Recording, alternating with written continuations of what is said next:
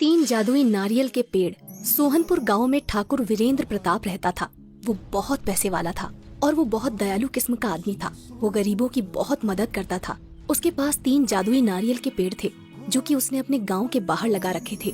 एक नारियल का पेड़ सोने के नारियल देता था और दूसरा नारियल का पेड़ पैसे देता था और तीसरा नारियल का पेड़ अलग अलग तरह के फल देता था। ठाकुर वीरेंद्र प्रताप चौहानपुर गांव का मुखिया भी था, पर अब बेचारा ठाकुर वीरेंद्र प्रताप बूढ़ा हो गया था।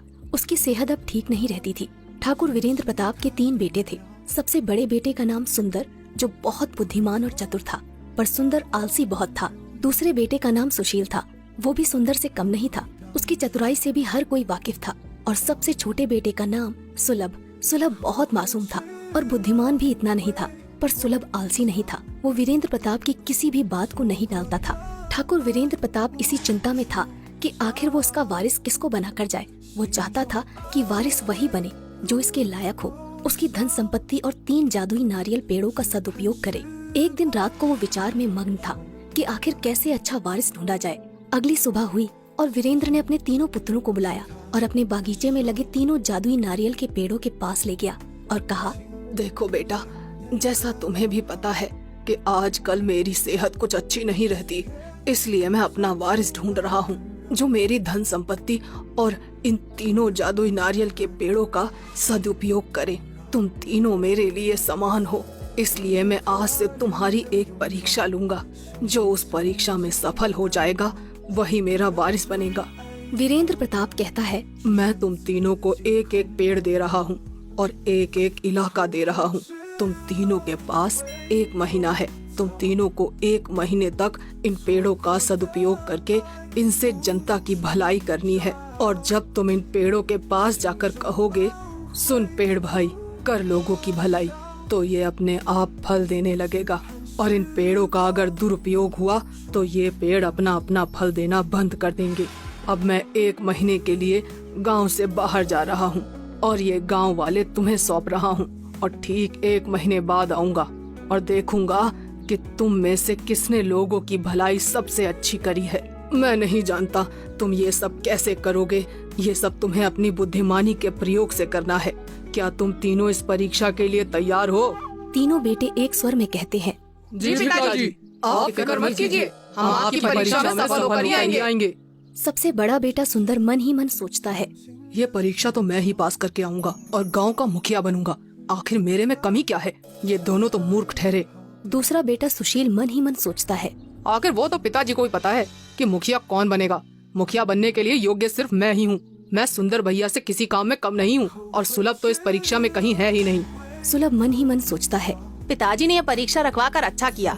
चलो, हमें भी अब थोड़ा मदद करने का पुण्य मिलेगा। वीरेंद्र सिंह बड़े बेटे सुंदर को सोने के नारियल वाला पेड़ दे देता है।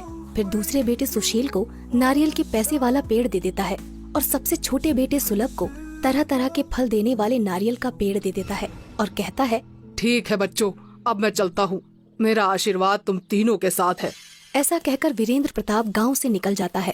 अगली सुबह होती है। तीनों बेटे अपने अपने पेड़ के पास चले जाते हैं। सुंदर सोने के नारियल वाले पेड़ के पास जाता है और सोचने लगता है कि अब लोगों की भलाई मैं इससे कैसे करूं। वो पेड़ के पास जाता है और कहता है, सुन पेड़ भाई, कर लोगों की भलाई। इतने में ही पेड़ से सोने के नारियल निकलने लगते हैं।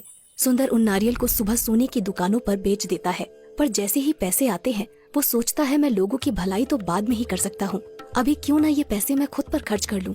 ऐसा सोचकर वो उन पैसों से खुद के लिए शराब खरीद लेता है। वहीं दूसरा बेटा सुशील पैसे देने वाले नारियल के पेड़ के पास जाता है और कहता है, सुन पेड़ भाई, कर लोगों की भलाई। उसके पास भी बहुत सारे पैसे आ जाते हैं। सुशील उन पैसों को बांटने के बजाय उन पैसों को लोगों को उधार देने लग जाता है। वो मन ही मन सोचता है, आखिर मैं मदद कर ही तो रहा हूँ, यही तो लोगों की भलाई है।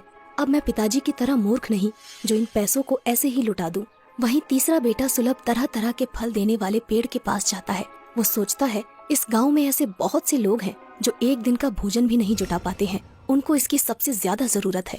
फिर सुलभ पेड़ के पास जाता है और कहता है, सुन पेड़ भाई, कर लोगों की भलाई। इतना कहते ही पेड़ से तरह तरह के फल निकलने लगते हैं। सुलभ उन फलों को गरीबों में बांट देता है। सुलभ अब रोज ऐसा ही करने लगा। वो पेड़ के पास जाता, मंत्र पढ़ता और उसमें से जो फल निकलते वो उन फलों को गरीबों में बांट देता। उसे लोग बहुत दुआ देकर जाते। वहीं सुंदर तो बहुत शराबी हो गया और उस पेड़ से जो भी सोने के नारियल निकलते उनको बेचकर शराब पी लेता था। उसकी सेहत भी अब बहुत खराब हो गई थी। दूसरा बेटा सुशील, वो तो मानो गरीबों की मदद करने के बजाय उन पर जुल्म ढाने लगा था। सुशील पैसे तो दे देता, पर अगर किसी ने उसके पैसे वापस देने में देरी कर दी तो उनको मारता पीटता, उन पर जुल्म करता था। ऐसे ही धीरे धीरे 1 महीना बीत गया। ठीक 1 महीने बाद ठाकुर वीरेंद्र प्रताप गांव लौटता है। वो बहुत उत्सुक रहता है क्योंकि उसे आज पता चलने वाला था कि उसका वारिस कौन है। वो सोच रहा होता है कि मेरे तीनों बेटे ने कमाल कर दिया होगा, गांव में तो रंगत होगी। वीरेंद्र सबसे पहले सुंदर के इलाके में जाता है। वो वहाँ बाहर लोगों से पता करता है तो उसे मालूम पड़ता है कि सुंदर कभी इस इलाके में आया ही नहीं। वो तो सिर्फ शराब पीकर एक जगह पड़ा रहता है। अपने बड़े बेटे के बारे में ऐसी बातें सुनकर वीरेंद्र को बहुत धक्का लगता है। उसने कभी सोचा भी नहीं था कि उसका सबसे बड़ा बेटा सुंदर इतना बुरा नाम कमाएगा। खैर, फिर वो अपने दूसरे बेटे सुशील के इलाके में जाता है। वहाँ जाकर तो वो चौंक जाता है। सुशील इलाके में तो आता था, पर वो सिर्फ वसूली करने के लिए। सुशील के नाम से गांव वाले लोग बहुत डरते थे। उसका नाम सुनकर ही कांपने लग जाते थे। अपने बेटे के बारे में ऐसी बातें सुनकर वीरेंद्र को बहुत दुख होता है। वीरेंद्र वहाँ से आगे बढ़ता है और सुलभ के इलाके में जाता है और वो वहाँ देखता है कि सुलभ के इलाके में खुशहाली है। लोग मस्ती से अपना काम कर रहे हैं और सुलभ को दुआएं दे रहे हैं। सुलभ की तारीफ सुनकर वीरेंद्र का मन बहुत खुश होता है। वीरेंद्र फिर सीधा अपने घर जाता है और अपने तीनों बेटों को अपने कक्ष में बुलाता है। तीनों बेटे वीरेंद्र के पास जाते हैं। सुंदर और सुशील वीरेंद्र को देखकर उनके चरणों पर गिर जाते हैं और कहने लगते हैं, पिताजी, हमें माफ कर दीजिए पिताजी। हम लोगों की भलाई नहीं कर सके।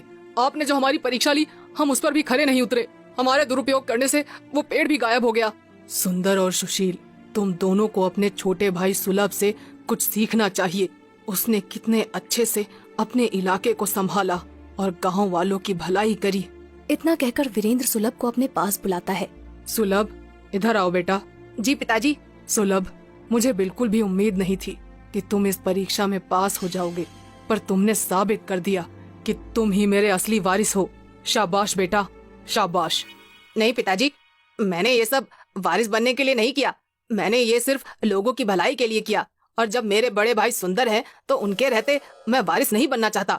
वाह बेटे वाह, तुम तो बेशकीमती हीरा निकले। तुम्हारी सोच को तो तुम्हारे पिता नमन करते हैं। तुम इस परीक्षा में पास हुए हो, इसलिए असली वारिस तुम ही हो बेटा। ऐसा कहकर वीरेंद्र सुलभ को गले लगा लेता है और अगले ही दिन सभी गांव वालों के सामने सुलभ को अपना वारिस और नया मुखिया घोषित कर देता है।